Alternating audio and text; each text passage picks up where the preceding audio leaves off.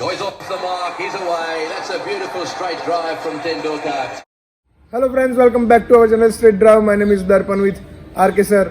आज हम यहाँ पे हाजिर हुए हैं चौथे टेस्ट मैच के पोस्ट मैच एनालिसिस के लिए। लेकिन खुशखबरी की बात यह है कि चौथा टेस्ट मैच भी जीत लिया है इंडिया ने, और उसी के साथ इंडिया फाइनल में भी एंटर हो चुका है। जो वर्ल्ड टेस्ट चैंपियनशिप की फाइनल होने वाली है 18 जून को इंग्लैंड में लॉर्ड्स के ग्राउंड में, वहाँ पे इंडिया और न्यूजीलैंड का मुकाबला होगा। तो इस पूरी सीरीज़ के बारे में बात करें सर, तो अक्षर पटेल, ऋषभ पंत, वॉशिंगटन सुंदर और आर अश्विन का जलवा सिर चढ़ के बोला है। हालांकि हमारे टॉप ऑर्डर के बैट्समैन रोहित शर्मा को आप छोड़ दे तो ना तो शुभमन गिल चले, ना विराट कोहली चले, ना अजिंक्य रहाणे और ना ही पुजारा, फिर भी ये टीम ने 3-1 से इंग्लैंड को मात दी, जो बड़ी बात है। और जो मात दी एक से बढ़कर एक। और इंडियन टीम के साथ हमेशा ऐसा होता है कि पहली टेस्ट मैच में गिर जाने के बाद अगर वो उठ के खड़ी होती है तो ऐसे उठ के खड़ी होती है जी, कि जिंदगी भर सामने वाली टीम को, जिन्होंने उनको पहले ही टेस्ट में पराजय का स्वाद चखाया होता है, जिंदगी भर उनको भी याद रहता है कि इंडियन टीम को हराना मतलब कि फिर बहुत बुरी शिकस्त के लिए तैयार रहना। क्योंकि 36 रन के बाद जो ऑल आउट हुई थी ऑस्ट्रेलिया में, उसके बाद अगर ये पहली टेस्ट मैच के अंदर 217 रन से हारी थी, तो इंडिया ने उसके बाद एक के बाद एक ऐसे विजय हासिल किए जो एक से बढ़कर एक थे। और ये सीरीज़ जो आपके चहीते गांगुली ने जो सफ़र को स्टार्ट किया था जी, वो यही अंजाम पे ले जाना चाहते थे।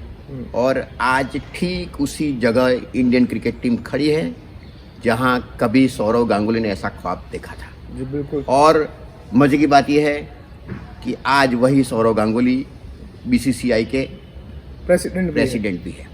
जी बिल्कुल सर। और इस सीरीज में भी जिस तरह से ऋषभ पंत ने बल्लेबाजी की, अब मुझे नहीं लग रहा है कि इंडियन क्रिकेट टीम किसी और कीपर के बारे में सोच रहा होगा, क्योंकि इंडियन क्रिकेट टीम को एक ऐसा विकेट कीपर बल्लेबाज चाहिए था कि जो 5 या 6 नंबर पे आके ताबड़तोड़ बल्लेबाजी करे और वहीं से सामने वाली टीम को पस्त कर दे। तो उसी तरह का काम जिस तरह से ऑस्ट्रेलिया में गिलक्रिस्ट करते थे, बिल्कुल उसी तरह का काम ऋषभ पंत अभी इंडिया के लिए कर रहे हैं। गिलक्रिस्ट करते थे उससे बेहतर तरीके से ऋषभ पंत कर रहे हैं। अगर आप उनका 20 टेस्ट मैच का कैरियर उनका और ऋषभ पंत का देखें तो इनके करीब 100 रन ज़्यादा है 20 टेस्ट मैच के अंदर। और उन्होंने ज़्यादा मैच इनिंग्स और मैच सेविंग इनिंग्स खेली है। और जो जैसा धोनी के बाद जैसा हम सोच रहे थे कि ऐसा शानदार विकेट कीपर मिलेगा, तो ऐसा कह सकते हैं कि, और रोहित शर्मा ने बिल्कुल ठीक कहा था कि अब धोनी के जूते में पैर डालने के लिए एक ऋषभ पंत बेशक तौर पर तैयार है।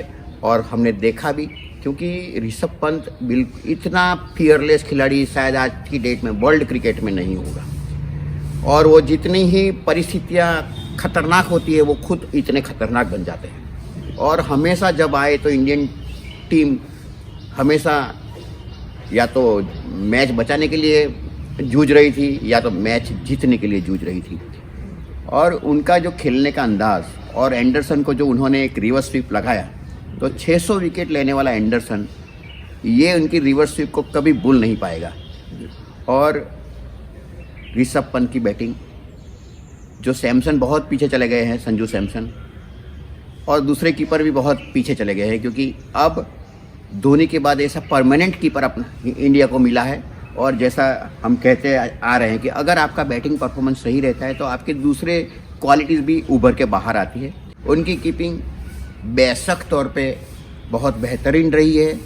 अब इंडिया का हमेशा खुशनसीबी रही है कि सचिन तेंदुलकर के बाद कौन, गावस्कर के बाद कौन, तो गावस्कर के बाद सचिन तेंदुलकर मिल गया, उनके बाद विराट कोहली मिल गया, हमको राहुल द्रविड़ के बाद पुजारा मिल गया, अब सहवाग के बाद हमारे पास एक सेटल्ड ओपनर रोहित शर्मा भी मौजूद है। हालांकि शुभमन गिल ने बहुत निराश किया, क्योंकि 19 रन की एवरेज से ये सीरीज में, और वो भी इंडियन जमी पर। लेकिन सर मुझे बिल्कुल ऐसा लग रहा है कि Indian cricket board Shubman Gill को आगे भी चांस देंगे, क्योंकि ये विकेट बिल्कुल टफ थी बैटिंग के लिए, लेकिन उतना चल नहीं पाए, उतना रन नहीं कर पाए शुभमन गिल। लेकिन जिस तरह से उन्होंने ऑस्ट्रेलिया में परफॉर्मेंस किया है, उसी के दम पर और आगे चांस मिलेंगे शुभमन गिल को। आप कहते हैं उनको चांस जरूर मिलेंगे, क्योंकि ये मैनेजमेंट जिनके अंदर उनको स्पार्क दिखता है, टैलेंट दिखती है, उनको मौका ज़रूर देते हैं। लेकिन एक ओपनर जो ऐसा उभरता है कि वो वर्ल्ड क्रिकेट में अपनी धाक जमा सकता है, ऐसा ओपनर 7 मैच के बाद अगर एक भी सेंचुरी नहीं लगाता है तो अपने आप में खुद गिल भी सोचते होंगे। और इससे ऐसे भी संकेत मिल रहे हैं दर्पण की, अगर इंडियन क्रिकेट के अंदर एक प्रॉपर लेफ्टी बैट्समैन जो ओपनिंग भी कर सकता है, तो क्यों नहीं हम वॉशिंगटन सुंदर को एज एन ओपनर ट्राई करें। जैसे कि रोहित शर्मा को ओपनर के तौर पर ट्राई करने के बाद वो ऐसे सेट हो गए, ऐसे जम गए। जी सर, हो सकता है बिल्कुल, क्योंकि पहले भी ऐसा हुआ है कि वीरेंद्र सहवाग को 5वें या 6वें नंबर पर पहले बैटिंग करते थे, वहीं से उन्हें ओपनिंग करवाई। सचिन तेंदुलकर भी स्टार्टिंग में 5वें या 6ठे नंबर पर बैटिंग करते थे, बाद में उन्होंने ओपनिंग की। तो हो सकता है कि वॉशिंगटन सुंदर भी हमें आगे ओपनिंग करते हुए दिखे, क्योंकि लेफ्टी राइटी कॉम्बिनेशन एक तो होता है, और जिस तरह से वॉशिंगटन सुंदर बल्लेबाजी कर रहे हैं, बड़ी संभल के बल्लेबाजी कर रहे हैं, कोई गलत शॉट नहीं खेल रहे, अपनी विकेट को फेंक के नहीं आ रहे, मूल्य तो समझते अपनी बिल्कुल। तो मुझे ऐसा लग रहा है कि जरूर करवाना चाहिए ओपनिंग, क्योंकि लेफ्टी राइटी कॉम्बिनेशन वैसे भी सामने वाली टीम के लिए सिर दर्द रहता है, क्योंकि हर एक बॉल पे आपको फील्डिंग प्लेसमेंट चेंज करनी पड़ती है, और उसी के साथ लाइन लेंथ भी गेंदबाजों को चेंज करनी पड़ती है, जो बड़ा डिफिकल्ट टास्क है। तो वॉशिंगटन सुंदर ने भी इस सीरीज में अच्छा प्रदर्शन किया, अति सुंदर परफॉर्मेंस जी। और अक्षर पटेल की आप जितनी भी तारीफ करें, क्योंकि हर मैच में उन्होंने 5-5 विकेट लिए हैं, और ये आप बोल सकते हैं कि उनकी ये ड्रीम सीरीज थी, ये उनकी डेब्यू भी थी, लेकिन ये डेब्यू में उन्होंने काफ़ी कमाल का परफॉर्मेंस किया, इस तरह से परफॉर्मेंस किया जिस तरह से ऐसा लग रहा हो अक्षर पटेल को कि ये टेस्ट मैच काफ़ी इजी होंगे उनके लिए। हाँ, और अपने ही दर्शकों के सामने, अपने ही स्टेडियम पर, और नए नरेंद्र मोदी स्टेडियम पर ये नया खिलाड़ी नया कारनामा करता है, तो इंडियन फैंस के लिए बड़ी ही खुशी की बात है। और यहाँ से ऑस्ट्रेलिया जो ऐसे ही ख्वाब सजाए बैठा था, कहीं इंग्लैंड इंडिया को हराए, लेकिन ऑस्ट्रेलिया सिर्फ और सिर्फ बाहर बैठ के यही सोच सकता था कि कुछ हमारे लिए अच्छा हो जाए, लेकिन अच्छा करने के लिए अच्छा करना होता है, और जो इंडियन टीम ने करके दिखाया। और हम वर्ल्ड कप की जो फाइनल में पहुँचे हैं, वर्ल्ड सीरीज़ की फाइनल में, वो बिल्कुल बाइज्जत और टॉप रैंकिंग के साथ पहुँचे। जी बिल्कुल। तो इसके लिए न्यूजीलैंड भी सोच रहा होगा कि अब हमारे लिए ये जो टीम आ गई है, तो हमारे लिए ये सीरीज़ जीतना बड़ा मुश्किल होगा, क्योंकि इंडियन टीम का जो प्लेइंग 11 है, परफेक्ट कॉम्बिनेशन दिख रहा है, उनके पास वेरिएशंस है।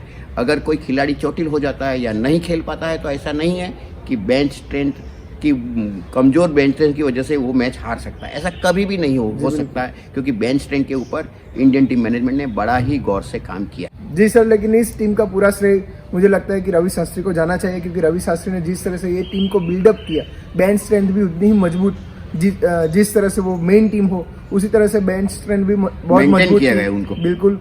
और मिडिल ऑर्डर में 4 लेफ्ट हैंड बैट्समैन को ले आए, तो वहीं से यानी मजबूती प्रदान करते वो लेफ्ट हैंडेड, क्योंकि हमने देखा है ऑस्ट्रेलिया सीरीज में भी जब भी लेफ्ट हैंड बैट्समैन आते थे क्रीज पे, तो एक बड़ी सी पार्टनरशिप हो जाती थी, और वहाँ से इंडिया ने ऑस्ट्रेलिया की सीरीज भी जीती। इस सीरीज में भी हमने देखा कि ऋषभ पंत हो या फिर वॉशिंगटन सुंदर हो, जिसने लेफ्टी राइटी कॉम्बिनेशन के चलते एक बड़ी पार्टनरशिप की, और वहीं से इंग्लैंड को मैच में पीछे कर दिया। तो ये पूरा श्रेय सर रवि शास्त्री को जाना चाहिए, टीम मैनेजमेंट को जाना चाहिए, जिस तरह से उन्होंने ये टीम को बिल्डअप किया।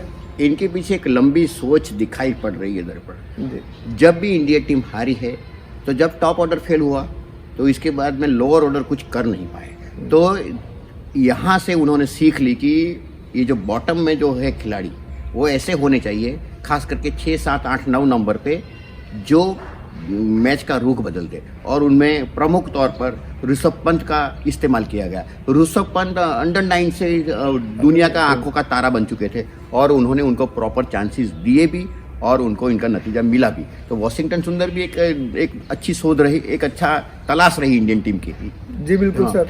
और रविचंद्रन अश्विन ने भी अपने नाम के अनुरूप, अपनी शोहरत के अनुरूप गेंदबाजी की। तो इसके चलते चलते अगर आपके टॉप ऑर्डर ज़्यादातर फेल रहे, फिर भी बिकॉज ऑफ ये जो 6, 7, 8, 9 नंबर पे जो काम किया गया, उसकी वजह से आज इंडियन टीम जो अपना ख्वाब था, जो जिनकी 2014 से तैयारी कर रहे थे कि हम इस तरीके से काम करें कि वर्ल्ड क्रिकेट के अंदर हमारा नाम हो, हमारा दबदबा हो, तो आज वो दिन मुकम्मल तौर पे ऑथेंटिकली हमको देखने को मिल रहा है। लेकिन आज अगर ये सीरीज़ हारी है तो इंग्लैंड की दो सोच जी कि एक तो रोटेशन पॉलिसी, जहां वर्ल्ड सीरीज़ दाव पे लगी हो और इंडिया के सामने खेलना हो और इंडिया की जमी पर खेलना हो, तो आपको टीम सिलेक्शन भी बहुत बेहतर करना होता है और एक्सपीरियंस वाले खिलाड़ी चाहिए होते हैं। लेकिन रूट के अलावा इनके पास कोई ऐसे बड़े नाम नहीं दिख रहे थे। स्टॉक्स और ये बैरिस्टर ज़रूर थे, लेकिन बैरिस्टर को भी बाद में बुलाया गया। और तो कुल मिला के इनका टीम सिलेक्शन भी बेहतर नहीं रहा। और रोटेशन पॉलिसी, जैसे वो औरत और बच्चों की जो होती है, उस तरीके से उनको है ना रिजिडली उनको फॉलो करते रहे। और कहीं पर टीम मैनेजमेंट पिच को पढ़ नहीं पाई और उन्होंने जहाँ पे 2 स्पिनर खिलाने चाहिए थे, 4 पेसर्स को खिला दिए और उसकी वजह से उनको खामियाजा भुगतना पड़ा। जी बिल्कुल सर, क्योंकि जिस तरह से श्रीलंका सीरीज में बैरिस्टर फॉर्म में थे, वहीं से उन्हें इंग्लैंड भेजा गया और इंग्लैंड से वापस से 2 टेस्ट मैच के लिए इंडिया बुलाया गया, लेकिन उनका वो फॉर्म कंटिन्यू नहीं रहा, जिसके चलते इंग्लैंड भी ये सीरीज़ हार चुका। और दूसरी बात सर कि मुझे कुछ सोच समझ में नहीं है, क्योंकि थ्रू आउट द सीरीज़ आप देखें तो इंग्लैंड के पूर्व बल्लेबाज या पूर्व महान क्रिकेटर इंग्लैंड के यही रोना रोते रहे कि पिच बैटिंग फ्रेंडली नहीं थी। तो आपको हर बार बैटिंग फ्रेंडली या फिर पेस बॉलर के फ्रेंडली ये विकेट नहीं मिलेगी, क्योंकि स्पिनर भी उतने ही अहम किरदार है इस टेस्ट क्रिकेट में हो या फिर वनडे क्रिकेट में। तो कभी आप स्पिनर के पॉइंट ऑफ व्यू से भी आप सोचें कि आप ऐसा हर बार नहीं हो सकता कि आपको चौथे या 5वें दिन ही टर्न मिले। सबसे बड़ी बात, आप मेहमान है जी, तो आपके लिए यहाँ खेल है, आपके लिए रेड कारपेट नहीं बिछाया जाएगा। जी बिल्कुल। और तो होम टीम का ये एडवांटेज रहता है, तो हमेशा ही होता रहा है। इंडिया भी कई बार बाहर गया है, कई बार हारा है, लेकिन इंडियन क्रिकेट की टीम के अंदर जो ब्लड है, उन्होंने कभी ऐसी शिकायत नहीं की। ये तो समझना होगा। लेकिन गोरे लोग, क्योंकि उनको एक सुपीरियर कॉम्प्लेक्स है जी, तो उनकी वजह से वो जो हार के और कई बहाने बताते हैं। लेकिन आज ये टेस्ट मैच के अंदर यही अहमदाबाद के पिच के ऊपर अगर हमारे दो बैट्समैन, हाँ, एक ऋषभ पंत ने सेंचुरी की और वॉशिंगटन भी ऑलमोस्ट सेंचुरी की तरफ पहुंच गए थे, तो ऐसे बैट्समैन कर सकते हैं। हम 450 रन कर सकते हैं और उनको 2 इनिंग में वो 450 रन नहीं कर पाते हैं। तो आज उनको भी सबक मिला, उनको भी सही बात समझ में आ गई होगी कि इंग्लैंड वैसे भी इंडिया को इंडिया की जमी पर हराना बहुत मुश्किल होता है। और हमारा रिकॉर्ड, हम ये 13वीं सीरीज़ हम जीते हैं और कोहली ने भी लॉयड का रिकॉर्ड जो उनको भी बराबर किया है कि सबसे ज़्यादा टेस्ट मैच अब तीसरे नंबर पर लॉयड के साथ वो शेयर कर रहे हैं। पहले नंबर पर साउथ अफ्रीका के स्मिथ है, उन्होंने 53 टेस्ट मैच जीते हैं। हम उम्मीद रखते हैं, अभी कोहली अभी जवान है, अभी भी 5-7 साल की आराम से उनकी कैरियर पड़ी हुई है सामने, तो वो ये कारनामा भी करके देंगे। बिल्कुल सर। लेकिन विराट कोहली का जो फॉर्म है, जिस तरह से विराट कोहली जिस तरह के ये बल्लेबाज है, उस तरह से उनके रन नहीं आ रहे, क्योंकि काफी लंबे समय से विराट कोहली के बल्ले से कोई शतक नहीं निकला है। तो ये यानी सबको पता है कि विराट कोहली कितने बड़े बल्लेबाज है, लेकिन उम्मीद करते हैं कि आने वाली सीरीज में विराट कोहली के बल्ले से शतक आए और जिसके चलते एक कॉन्फिडेंस आ जाए, क्योंकि ऐसे बड़े प्लेयरों को एक कॉन्फिडेंस की जरूरत होती है, एक शतक की जरूरत होती है। जब एक शतक आ जाता है तब वो अपने आप दूसरा, तीसरा, चौथा शतक खुद बनने लगते हैं। वैसे form is temporary, class is permanent, ऐसी एक इंग्लिश में बहुत बार बोला जाता है। तो कोहली का क्लास बड़ा है, लेकिन जब तक आपके बल्ले से कोई अच्छी इनिंग्स नहीं होती है तो तब तक इन लोगों का जो बैट्समैनों का दिमाग है वो डर के साथ खेलता है। और जिस दिन उनका बल्ले से रन उगलते हैं तो फिर वो कॉन्फिडेंस वापस आता है। और अगर चाहे कोहली नहीं खेले, लेकिन उन्होंने जिस तरीके से टीम को लीड किया, आज इंडियन टीम ऐसी है कि न सिर्फ उनके पास पेसर्स के तौर पे एक बहुत बेहतरीन विकल्प मौजूद है, स्पिनर के तौर पर, ऑलराउंडर के तौर पर, लेकिन एक कप्तान के तौर पर भी बहुत अच्छे विकल्प मौजूद है। और उसी के बलबूते पे जिस टीम को फाइनल में पहुंचना चाहिए था, पहुंची। और हम 18 जून का इंतज़ार करेंगे, क्योंकि यही मैदान है जहां पे कपिल देव ने 1983 में कारनामा किया था। और हम उम्मीद रखेंगे कि फिर एक बार ऐसा कारनामा होगा जो हमारे सब्र, हमारे टीम का मैनेजमेंट ने जो इतना लंबा सोचा है, उनकी रणनीति फिर सही साबित हो और हम फिर से एक बार दुनिया को प्रूव करके दे कि न सिर्फ वनडे के अंदर, न सिर्फ T20 के अंदर, बल्कि हम टेस्ट मैच के अंदर भी अव्वल नंबर के जी टीम। बिल्कुल बिल्कुल बिल्कुल सर। तो इसी के साथ हमारा ये शो समाप्त करते हैं। बने रहे हमारे शो के साथ। अगर आपको हमारा ये शो अच्छा लगा हो तो कमेंट करें, लाइक करें और शेयर करना ना भूलें। और उसी के साथ हम इस शो से विदा लेते हैं। देखने के लिए धन्यवाद। आपका दिन शुभ।